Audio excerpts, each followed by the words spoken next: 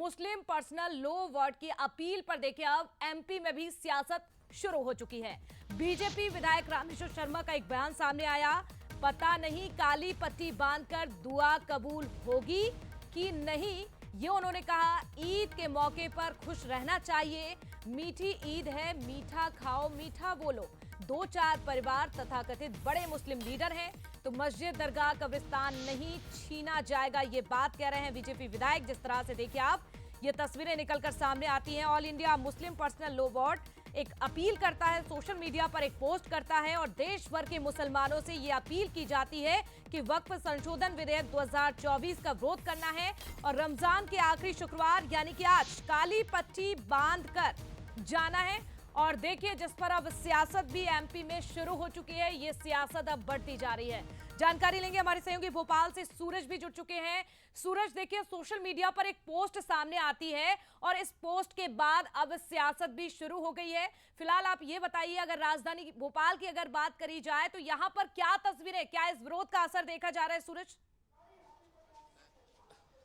बिल्कुल साक्षी, खासतौर से मुस्लिम पर्सनल लॉ बोर्ड ने जो निर्देश जारी किए थे उसका अमल भी यहाँ होता नजर आ रहा है। रमजान का आज आखिरी शुक्रवार है, आखिरी जुमा है, तो कैसे वक्फ बोर्ड जो संशोधन विधेयक है उसका विरोध के लिए काली पट्टी बांधकर नमाज अदा करने की बात कही थी और वो तस्वीरें भी यहाँ पर देखने को मिल रही हैं। उस अपील का जो असर है वो भी देखने को मिल रहा है। बड़ी संख्या में जो लोग नमाज के लिए जा रहे हैं वो काली पट्टी बांधकर जा रहे हैं। कल हमने देखा मुस्लिम पर्सनल लॉ बोर्ड ने एक आदेश जारी किया था निर्देश, उसका आप लोग पालन कर रहे हैं। क्या मांग है, आप लोग क्या चाहते हैं कि विरोध क्यों? देखिए, वक्फ बोर्ड जो है एक दान संपत्ति है। ये हमारे बुजुर्गों की, कुछ लोगों ने अपनी अचल संपत्ति, जिसको मौरूसी भी हम कहते हैं, वो वक्फ की है। जैसे हिंदू धर्म में हम कहते हैं दान करना, इसी तरह वक्फ जो है एक अलग विभाग है जिसको मुस्लिम समाज अपने बुजुर्गों के साले सवाब के लिए निजी संपत्ति भी वक्फ करता है और कुछ जो है अपने अचल संपत्ति अपने सवाब के लिए, खुद के लिए वो वक्फ कर देता है। तो ये हमारी एक निजी संपत्ति है जिसको प्रशासन जो है लोगों को गुमराह करके और अपने अधिपत्य करना चाहता है, जिसकी वजह से हम लोगों का एक बड़ा नुकसान होगा। और बहुत सी मस्जिदें हैं जो वक्फ में हैं और उन मस्जिदों को भी जो है वक्फ अपना जो है अपने हिसाब से चलाती है। अब काली पट्टी बांध करके जो है हमने एहतजाज ये इसलिए किया है कि मुस्लिम समाज शुरू से एक शांति प्रिय तरीके से विरोध करता है। जैसा कि आपने हमेशा देखा होगा कि मौन जुलूस निकाल करके, क्योंकि एक उंगली उठती है जब देखो जब एक मुसलमानों पे कि ये जो है इस तरीके से एहतजाज करते हैं।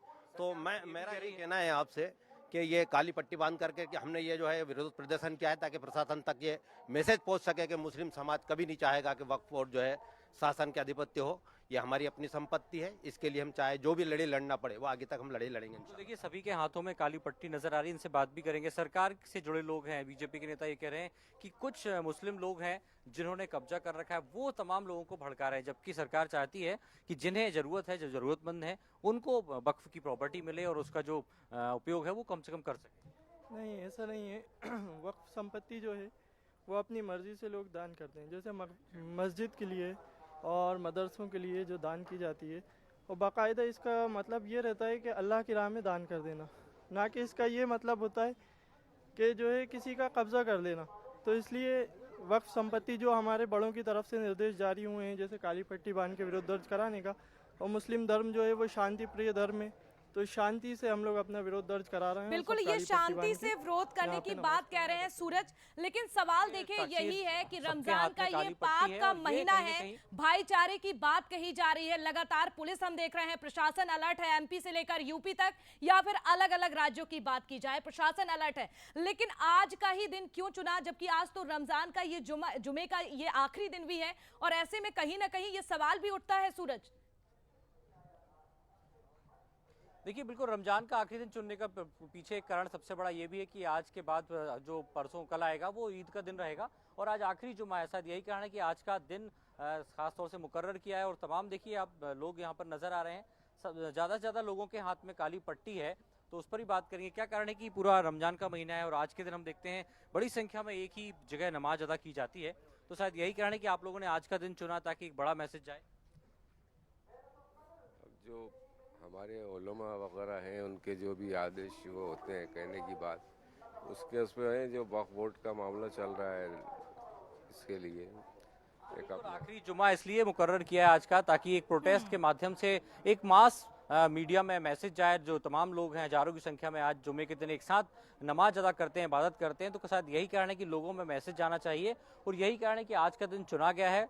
कुछ देर बाद ही नमाज होगी, अलग अलग जगह नमाज का समय है, तो शायद यही कारण है कि मुस्लिम पर्सनल लॉ बोर्ड ने जो निर्देश जारी किए थे उसका पालन भी होता हुआ भी नजर आ रहा है। लेकिन एक तरफ जहां सत्ता पक्ष कह रहा है कि कुछ जो मुस्लिम्स हैं जिन्होंने कब्जा किया है वही इसका विरोध कर रहे हैं, तो कुछ लोगों का ये भी कहना है कि जो संपत्ति है वो वक्फ की गई है, गरीबों के लिए है, यतीमों के लिए है, जो जरूरतमंद लोग हैं बिल्कुल, उसका यानी कि उपयोग दोनों ही उनके पक्ष, लिए दोनों ही होता है, ना समुदाय कि अपनी अपनी बात कर रहे हैं और इसका कुल मिलाकर राजधानी भोपाल में भी असर हम देख रहे हैं। तस्वीरें आपने दिखाई, बहुत शुक्रिया तमाम जानकारी सूरज देने के लिए, तस्वीरें दिखाने के लिए।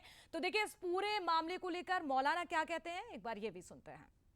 आपसे गुजारिश की जाती है all India Muslim personal law board की जानिब से कि आप कल जुम्मतुल मुबारक को जब मस्जिद तशरीफ ले जाएं तो अपने बाजू पर एक काली पट्टी ज़रूर बांधें ताकि मस्जिद में इबादत करने के लिए जाते वक्त आप अपना ये खामोश और पुरसुकून मुजाहरा करके इस बिल की वापसी के लिए इस बिल की वापसी का भरपूर मुतालबा करें।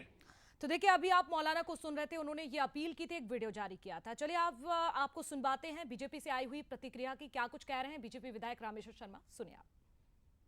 ईद के मौके पर उन्हें खुश और आनंद रहना चाहिए और ये तो शायद मीठी ईद है, तो मीठा खाओ, मीठा बोलो और मीठा दूसरों के भविष्य के बारे में सोचो। अकेले 2, 4, 10 परिवार बक की प्रॉपर्टी से पले, उससे काम नहीं चलेगा।